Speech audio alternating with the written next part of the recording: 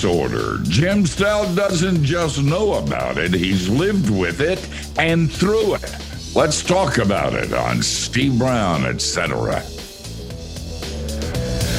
He's an old white guy, an author, broadcaster, and seminary professor who's sick of religion. And he's brought friends. Please welcome Steve Brown, etc.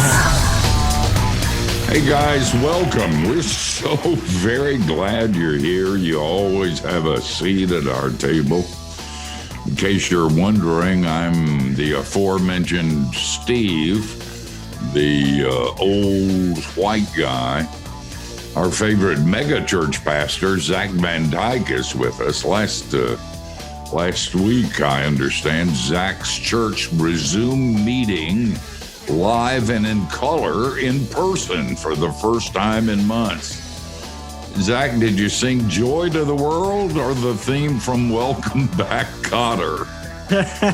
That would have been good. I didn't think of that, though. That's a good one. Did it go well?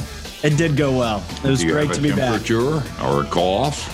Nope, I'm good. Healthy as can be. Matthew Porter's here, our executive producer. Matthew hosted the show last week, and so far the mail has been relatively positive. Oh. I'm not going to let him do it anymore. When I was a pastor, I was careful to put people in the pulpit who were ugly and their mother dressed them funny and couldn't talk. I'm going to start having the same policy for this broadcast. Well, when I'm better available. Matthew gets, the more insecure I feel. Just aiming for passable. That's all I'm doing. A lot more than I understand. It was a great program. Thank you. Our video director, John Myers, is in his tech bunker. John almost convinced George that to run this show properly, we would need a new PlayStation 5. Oh.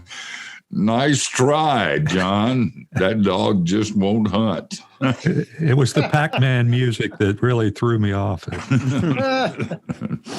And our producer, Jinx, is in his little glass booth due to an abundance of Thanksgiving leftovers. Jinx's blood type is now officially turkey gravy. And Dr. George Bingham is the president of Key Life, and we're recording this program on Giving Tuesday. George made me say this, and George thanks you in advance for your support. By the way, you can learn how to help Key Life at keylife.org/give. And Kathy Wyatt is, of course, the soft, feminine side of this program.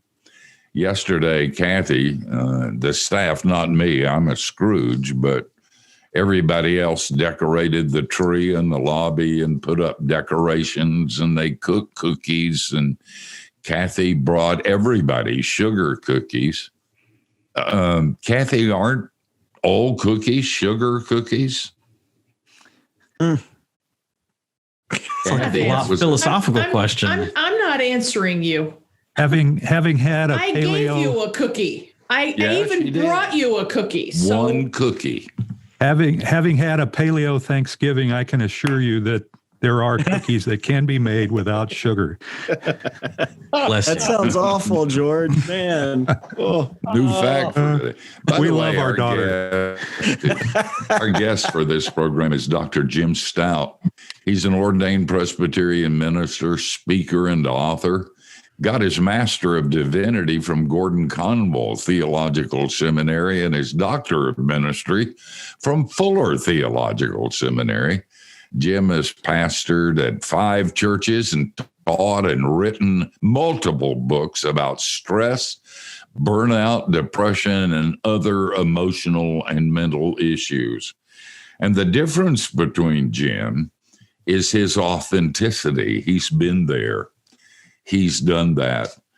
Just so you know, I was the pastor of a church where when Jim and I had hair in those days, and so did Jim, and he had a phenomenal ministry. That was before I got to the church in Key Biscayne, and they had a bunch of teenagers that were crazy. They called them Key Rats.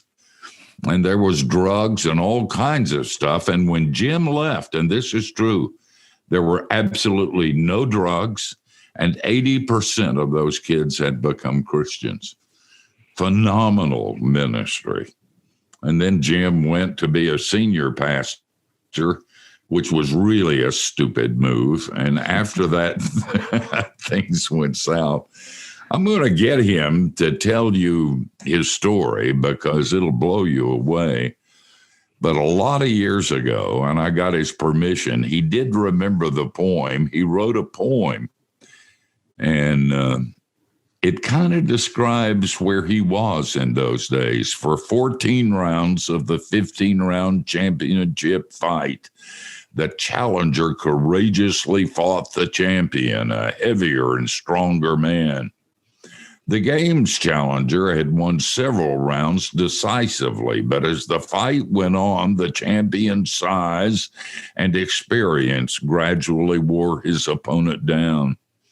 Round after round of low blows, kidney punches, and assorted other shots had an accumulated effect on the challenger. One eye was swollen shut, the other eye was cut across the eyebrow and bleeding badly. His right hand was broken, his left thumb badly sprained.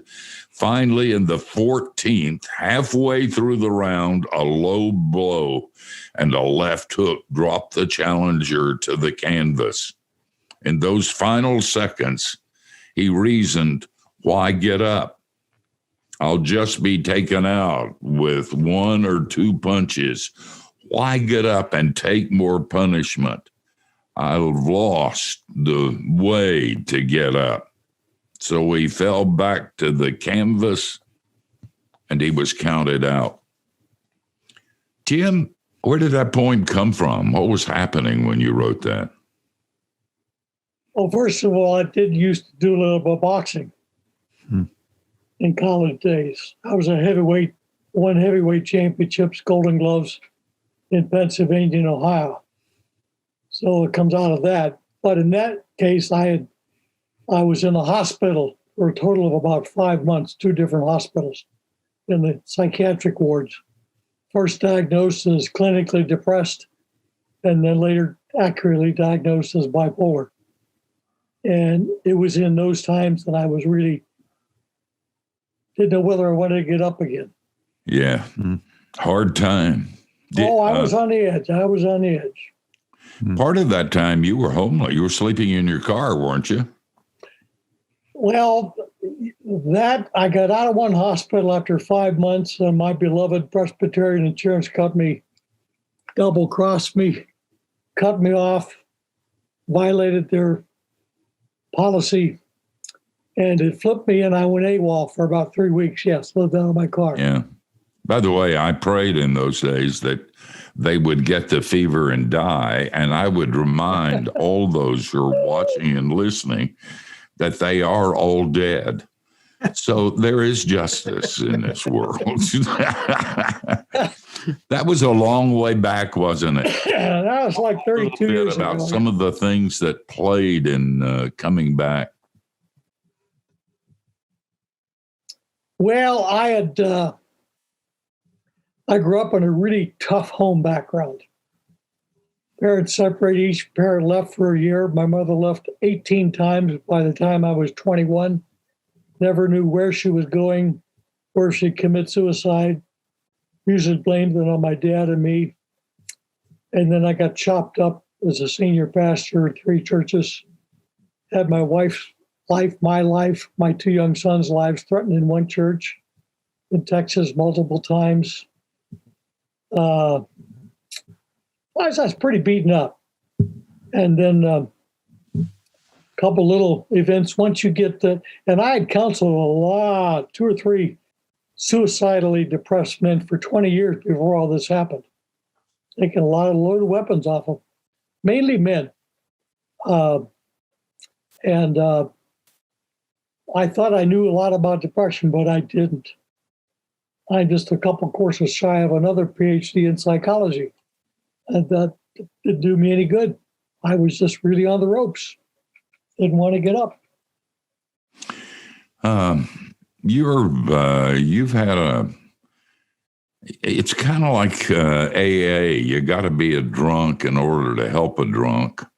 Is there something like that in your ministry? You got to be there with depression and bipolar issues to really make a difference in the lives of people who are facing that themselves? Well, yes and no. I mean, Catholic priests who aren't married can nevertheless be extremely helpful sometimes in marriage counseling. But it does help. I think what I've been through is open up all kinds of ministries with clergy, with psychiatrists, with psychologists. My main churches now are mental health conferences.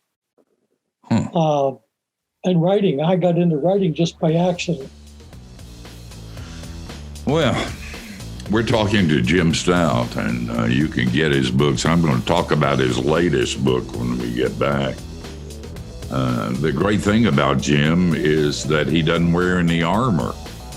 If you've been where he's been and you've done what he's done, you're free.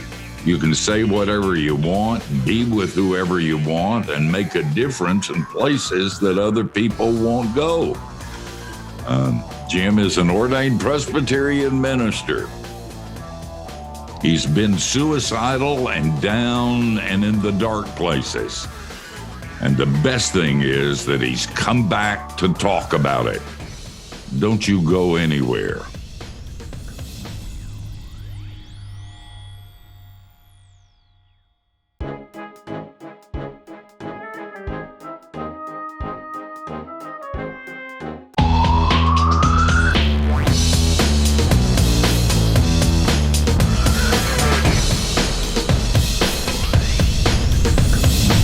You're listening to Steve Brown, etc., and we're talking to pastor, speaker, and author Jim Stout. Piles of books he's written, including Crushed Hopes, Overcoming Unmet Expectations, Mental Illness, and Your Marriage. And I understand there's a new one that you promised to send to us, but you lied and we didn't get it. What's the title of the newest book? Well, the book and the check are in the mail. The title of the book, because we've changed it, is called Writings of Pain, Writings of Hope Inside the Mind of a Suicidal Christian Leader and How He Survived. Wow. And very to the point. That, the first psychiatric place I was in Gardena, California, near just a little south of LA. And I thought I was in there in such bad shape that I thought, well, I'll just take some notes on what's going on in my mind, because after I kill myself, maybe some other people will be helped on what goes through somebody that's suicidal thinking. And I saved those. And then after I got out, probably most of that book was written at 2:00 in the morning at an all-night restaurant when I couldn't sleep. And they're just, I wouldn't call them necessarily poems, but they're little vignettes, you might say. You know, I'm sure we'll get the book. Plus, there's a lot of. I'm not going to read it for my devotions at night. I just want you to know that. Well, it comes with a 3-month supply of Prozac. Okay. I have a mug sitting close to my desk that says Prozac until Jesus returns. Zach? Hey, Jim, I imagine that we have lots of listeners who go to church and they've got, a pastor of their church. And I'm wondering if you could kind of share what you would want congregations to know about just some of those struggles that a pastor maybe is going through that nobody else knows about. And the reason I bring that up is, like Steve said, we just started back in-person worship services at the church where I'm a pastor. And since I preached last to my people in person, I have been diagnosed with anxiety and depression, and I'm in the process of finding medicine that works. and that's been awful because the medicines. Anyways, it's been a hard road, and I just thought I'm going to tell them that in my first sermon back, and I got such a kind response, which I know isn't always the case. Sometimes people are like, God should be enough. You shouldn't need medicine. A pastor shouldn't have anxiety. But anyways, I would just love kind of your thoughts to congregations. Like, what do they need to know about the men or women who are leading them? Hey, when you told them, did you tell them it was their fault? Yeah, I said it's because of you. It's because of you all. And then take up an offering. Medicine. Right. Well, truth be told, there are some congregations, they probably hang you in effigy. Right. Or they write you out of town for being a sicko. Right. Because depression and things like that, only Satan and so forth causes that stuff. Now, I think you really did the right thing. And you will not believe the amount of counseling and rapport that you will get with people from that. You really, really will. Mm-hmm. They will come in. They'll come in truckloads. A little key on your thing. I'm fairly well read in psychology. Plus, I go to a lot of the updated conferences and talk with the top people in the world in depression and bipolar disorder. And here's a little top secret. Only 25% of the battle of getting better and staying better is medications. 75% is learning whole new coping styles. Yeah. Tools and strategies. And the best antidepressant will take you 4 to 8 weeks to kick in. Right. And frankly, many antidepressants given to stop depression actually cause it and worsen it in some people. So it's tricky business. And you have to go through a couple till you find one that really helps. Terry Bradshaw of the Steelers found it really helped him. He's also getting counseling. So I think it'll open up a whole new dimension of ministry with people. Some people you will lose. You'll lose some clergy. You'll lose some people. They'll avoid you, and that will hurt. But others, it will open up many, many more doors. Yeah. Well, the good thing is, because of my association with Steve, I'm used to people getting mad and leaving. So it's okay. I can handle it. So. And by the way, depression and anxiety and panic attacks are kissing cousins. They very seldom go along together. They're always usually together. Matthew? Yeah, well, I'll be glad to send you a bibliography. Go to my website. You'll find some excellent books on it. Okay. And some Prozac? No, you have to order that separate. Okay. All right. Jim, you talked in probably multiple books, but in this one about your experience with suicidal thoughts. And I mean, it seems like you really brushed up against really acting on that. Sometime this summer, one of my friends started posting stuff on Facebook that kind of sounded self-destructive, not explicitly. So I get on the phone with him as soon as possible, and he's openly saying, "Why should I keep living?" And I got the sense he was not in immediate danger, but all of a sudden that question put me on my heels of like, I have never thought through that question. I mean, obviously you want to live. The question is, what can I do differently? But literally he's like, why should I go on? And we might need to bump this to the next segment, but I would love for you to just kind of, for somebody who has not experienced this, I feel we need some empathy. I wonder if you could just kind of put us in your headspace of what it's like to literally be considering that option, and what can somebody who's in our position do to help them? What can we say? How can we assist them? First of all, physical pain. I've had 8 major knee surgeries. I'm on my second set of fake knees, and they are very painful. But the pain of depression is 100 times worse. It's all engulfing. There's no finish line. You don't see any end. There is no light at the end of the tunnel. and you are hopeless. And that guy talking, that's man talk for I'm going to kill myself. Women try to kill themselves far more times than men do, but men are 4 to 5 times more successful.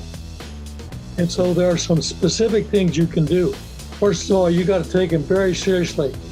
Hey, Jim, why don't you Even hold after that this, till we we can get talk. back on the break, Great. and then you can list some things that'll help that you ought to know if your friends are in that place. And if you're there, this will make a difference, and you got to listen up. We're talking to Jim Stout. He's an expert, not because he's read books, though he has, not because he's educated, though he is, but because he's been there and he's done that and he's got the bloody t-shirt. Don't you go anywhere.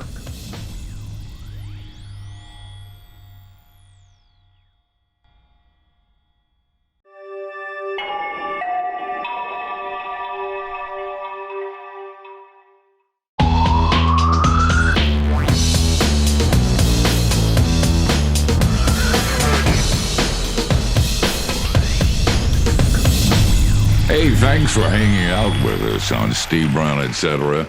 And if you're enjoying this program, there's a 97.4%. We did a sociological study on it.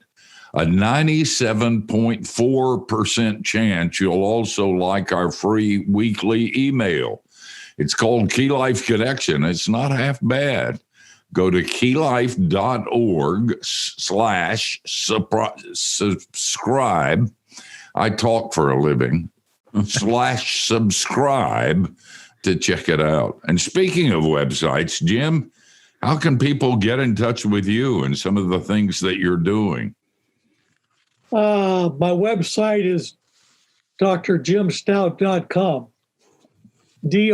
No period, Jim Stout, STOUT.com. drjimstout.com. Well, Dr. Jim Stout, before the break, I was recounting a story that happened to me several months ago where a good friend of mine was on the phone with me and he was talking openly about ending his own life and asking me why he shouldn't do that. And I felt completely unequipped, unqualified to have that conversation. And I was picking your brain about what should somebody do if they're in that specific situation, or if they just have somebody who's experiencing those suicidal thoughts. We only had time to get to one thing, but that was that we should take it very seriously. I wonder if you could pick it up from there and give us some advice. Well, first of all, no matter how smart you are, when you start talking like that, the wires upstairs are crossed and you're not thinking straight. The brain chemistry is whacked out. So trying to talk sense and give him reasons, which helps, a little psychological pep talk, but that won't keep from taking his life. One of the things you need to do is get him help immediately. When you hang up from this, say, John, I've been talking and I've been thinking, would you be willing to wait for a week till we can get some help? Yeah. If he says, yeah, you got a week. If he says, no, I don't think so. Well, how about till tomorrow at 3? No, I don't think so. Then you know you've got to go over, pick him up and drive him somewhere. And put him in the middle seat and have somebody next to the door so he won't bail out the door. I've done this with many people, including quite a few pro football players. Wow. Good stuff. Thank you. Kathy? Jim, He needs somebody to listen to him. yeah. Yeah. Just say, what is the worst thing that's happened so far? Just listen. Just Jim, listen. would you talk to us a little bit about what is bipolar? You know, I for years I've heard people talk about bipolar and they talk about manic and all that kind of stuff. And what exactly is going on with that whole situation of bipolar? The 2 classic textbooks taught in every medical school in the world are titled Manic Depressive Illness. And one of the 2 authors has had bipolar for, 40 years and has tried to take her own life. Kay Redfield Jameson. She's on the faculty of Johns Hopkins now. Bipolar sells more pills than manic depressive. Bipolar simply means having 4 or more ups or downs lasting more than 2 weeks in a year. Okay. I happen to be what's called an ultra rapid cycling. I can go up and down 12 times in a day. But I've learned to manage those things. Now, everybody has downs, but a depressed down that lasts more than 2 weeks, it immobilizes you. You just brushing your teeth is a major event. You can't enjoy anything. Your concentration's bad. With bipolar, the manic part, you can go hours and hours and hours without sleep. I thought they misdiagnosed me for 6 years because most bipolars have more depression than mania. And mania is really torture. After the first level is really, you could do the work of 4 people in half the time. It goes up a notch, and then you get the bad case of the bitchies in a really short fuse.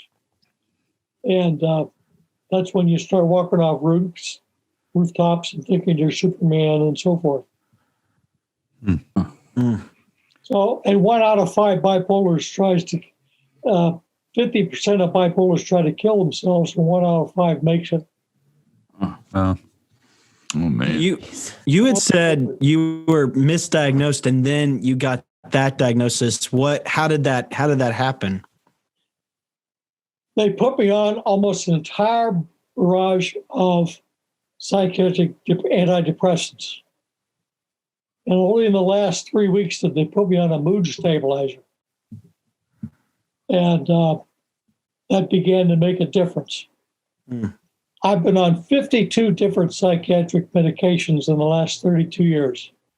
And I've almost died 6 times.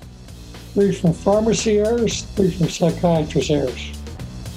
Wow. I've had to learn.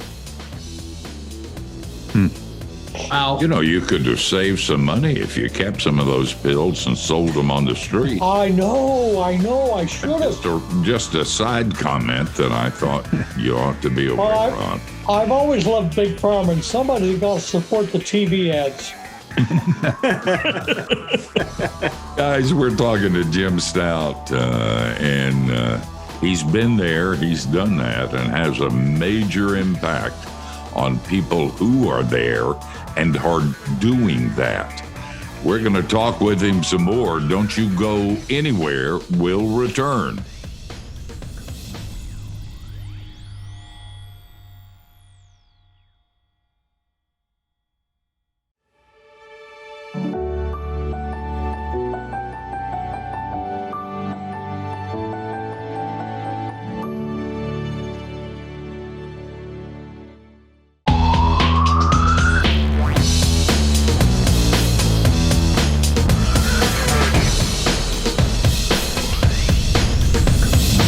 You're listening to Steve Brown, etc., and thanks for spending time with us.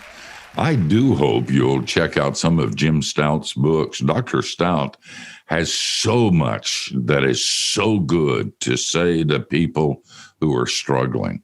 And by the way, if you buy some books by him at Amazon, and by all means, you should, you can help Key Life at the same time.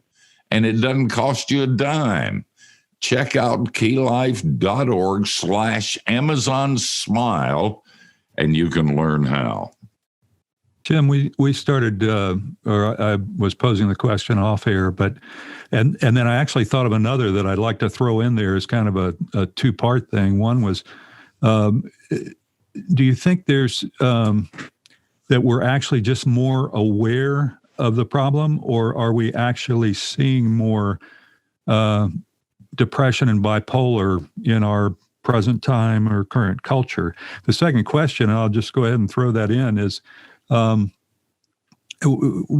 are the signs in particular with younger people? Is there a real difference? And especially things that teachers and parents might need to be looking at. First of all, I think we are more aware of it. It's more publicized, but bipolar disorder, manic depressive illness, has been around since the time of the Greeks. It's an equal opportunity employer between men and women. They get it about equally.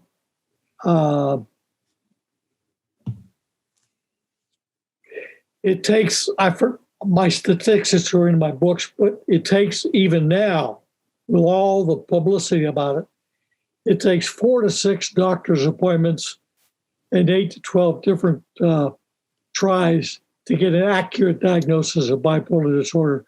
Many people are wrongly diagnosed as having it. That's why on my website there are some ways to diagnose yourself, and I've helped to diagnose that and then send it on to psychiatrists, and I help to teach psychiatrists. I can't remember your other question. Oh, yeah. Just, I was thinking of, especially in trying to maybe distinguish it in younger people and kids, things that, parents and teachers might be on the lookout for. Okay, there's a book called The Bipolar Child. I forget the author. There's another one called The Explosive Child that deal with this. But mood changes, yeah, they're pretty much the same. They're a little bit different. I see a lot of younger kids misdiagnosed, as well as adults for that matter. So I don't know all of the particulars of the little kids. Sorry. Yeah. Dr. Stout, I wondered if you could address a question. I think there's a certain group of believers who would say, okay, somebody's suffering mentally, they've got depression or whatever it might be. They go, listen, you just need to, God heals us. You just need to pray harder. Really well-intended people, not throwing rocks at them, but folks who would say, look, it's a spiritual issue. You've got to, you don't need to talk to anybody or medicine, that you don't need that. You just need to, let the Holy Spirit, fix things.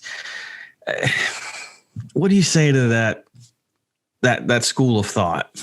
Well, there are many believers who says it's just Jesus and me in the Bible. You don't need any shrinks. Right. And there's a Christian psychiatrist, I can't think of his name, out here in LA, who 30 years ago came out with a book. I was just looking for it, titled Why Christians Bury Their Dead or Bury Their Wounded. Because they don't understand it. And Jesus talked about don't throw your pearls before swine. Somebody is theologically convinced that it's just Jesus, me, and God. Don't waste a lot of time trying to do that. Go to people, go to the fruit on the tree that's ready, ripe. Don't throw your seed on ground that's just not, it's a waste of time. It's like spitting into the wind. Of all the audience I've spoken to, churches are the most anti-psychology. Anti. Is it stigma? I mean, is it, where does that come from? It's stigma and wrong theology. Do you get, when you speak to church groups and you tell them the truth, do you get criticized?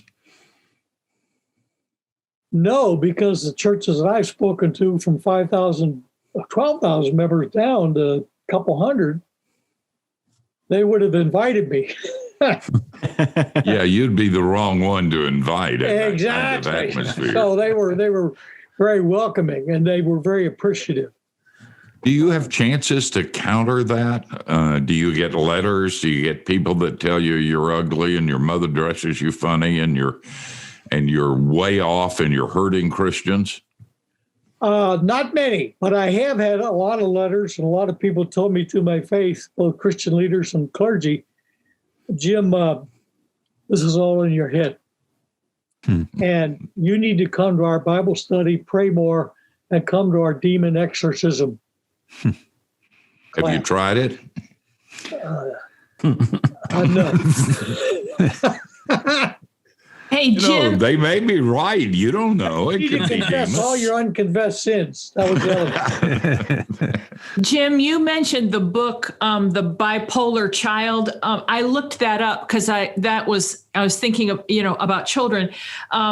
This one, The Bipolar Child, the definitive and reassuring guide to childhood's most misunderstood disorder. Dimitri Papalos. Does that sound right? Okay. Yeah, that's it. All right.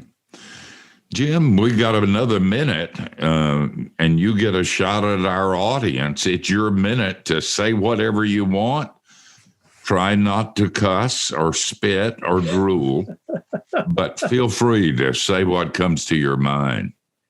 Well, thank you, Steve, for the opportunity just to share a little bit. If nobody gets anything out of this, I do. It's like Alcoholics Anonymous, the 12th step is, once you've been helped, go help somebody else, pass it on. And that helps me stay afloat. And I hope that some of the information that we talked about here will take some root and that people will check out some of the websites. Just do Google searches. Just do Google searches on men and depression, men and suicide. And give us your website again. drjimstout.com. drjimstout.com. Jim, as always, you're a delight, man. You're my hero. I have watched you claw yourself back from the darkness, and I've talked to the people that you've touched and made an impact on their life. And I personally rise up and call you blessed. Thanks for spending some time with us, and I hope we can do this again. Be wonderful. Great. A lot of God our bless guests you. won't return after we've done it to them the first time. Jim, I love you, brother. Thank you so much. Thanks. Guys, we're going to Thanks, return for a little bit. Don't go away.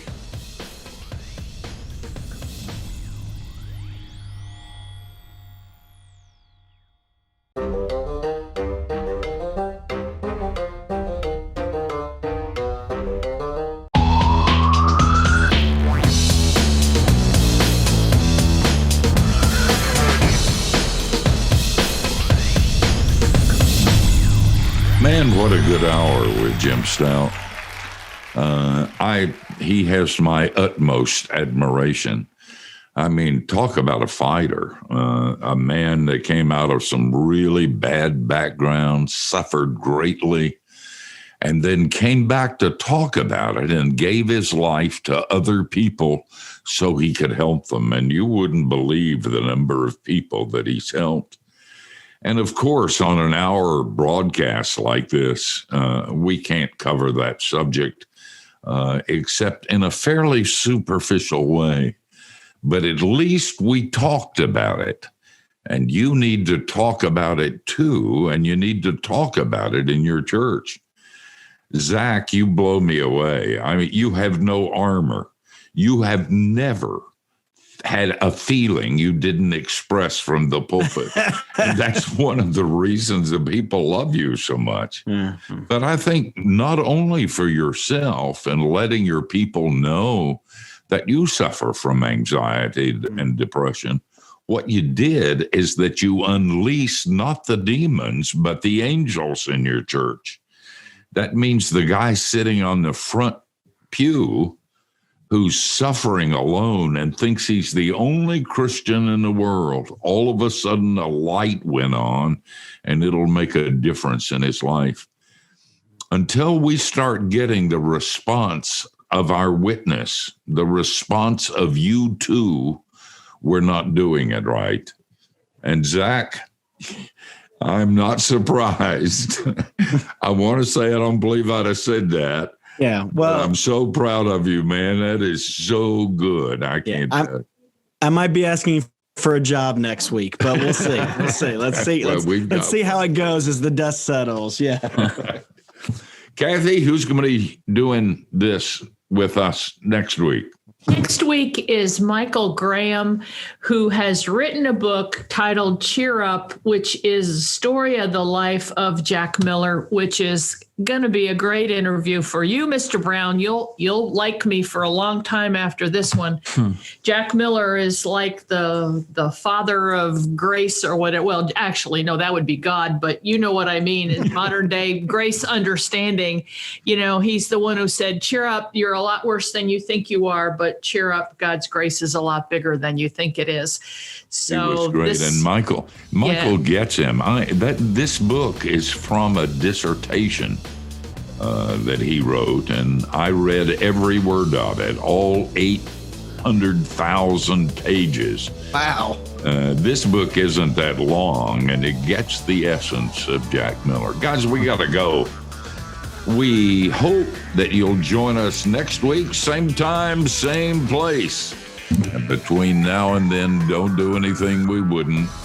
That gives you a wide, wide berth.